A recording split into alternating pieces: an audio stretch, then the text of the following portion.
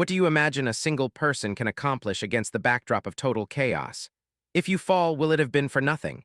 In the world of show business, most careers follow a predictable arc. The rise, the summit, the inevitable pivot, or the slow slide into obscurity. But the journey of Jim Caviezel doesn't fit that mold. When you peel back the layers and look past the media storms and the public debates, you discover something exceptionally rare, not just in the bubble of Hollywood, but in our wider world. You find a man whose core principles were so deeply ingrained in his DNA that they became the primary lens through which he viewed every professional move.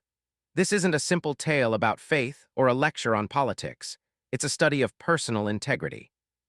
It's about what occurs when an individual refuses to lead a double life, refusing to be one version of themselves at home and a completely different person on camera, especially in a business that usually demands that compromise as the price of admission. If you block out the noise of the films and the cultural debates, what's left is one of the most unwavering and expensive displays of personal conviction in the history of modern cinema.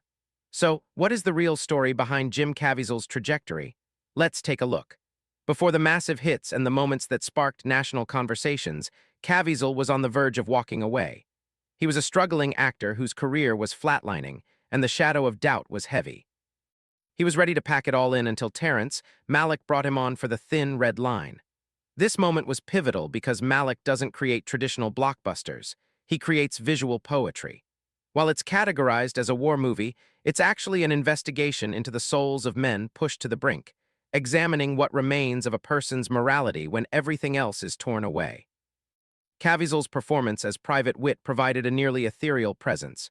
Despite being surrounded by industry heavyweights like Sean Penn and Nick Nolte, he didn't try to outshine them. Instead, he occupied the screen with a quiet intensity that felt entirely authentic. This experience defined his standard for what cinema could be. When your entry into high-level filmmaking is guided by one of the most philosophical directors in the business, the idea of settling for less becomes much harder. It sets an internal benchmark that is nearly impossible to lower. That film didn't just rescue his career, it established the uncompromising terms by which he would navigate the rest of his professional life. Following that success, the doors of the mainstream swung wide open. In the year 2000, he displayed his versatility in two very different projects. First was Frequency, a heart-wrenching thriller about a son communicating with his late father through time. It resonated with the public, showing a warmer, more relatable side of Caviezel. Then came Pay It Forward, where he portrayed a man at rock bottom, a homeless addict who had lost everything. It was a role that demanded he shed all ego to depict true human desolation. Even then, a specific pattern was emerging for those paying attention. In 2001, he starred in Angel Eyes opposite Jennifer Lopez. On paper, this was the it pairing designed to skyrocket him to superstardom. However, critics noticed a strange friction. The romantic scenes felt guarded and stiff. The necessary sparks never quite flew. In hindsight, the reason was simple. Caviezel had set non-negotiable boundaries. Out of devotion to his wife and his beliefs regarding marriage, he refused to film nudity or graphic intimacy. Personally, this was consistent, but commercially it created a glass ceiling. The traditional Hollywood leading man is sold on romantic chemistry. If an actor is clearly holding back, the audience feels it, and the industry takes note. In 2002, The Count of Monte Cristo offered him a classic hero's journey, a tale of betrayal, endurance, and eventual grace. It confirmed his status as a star, but look at the themes: suffering, testing, and moral weight. The foundation was set, even if Hollywood didn't yet realize where it was leading. Then came the project that changed everything. Mel Gibson was casting the Passion of the Christ and was brutally honest with Caviezel. He warned him that taking the role of Jesus would likely come at a massive professional cost, that the mainstream doors currently open might slam shut forever. Caviezel's response was a simple acceptance of that burden. The filming process was legendary for its brutality. Caviezel was literally struck by lightning, accidentally scourged, and suffered a dislocated shoulder from the weight of the cross.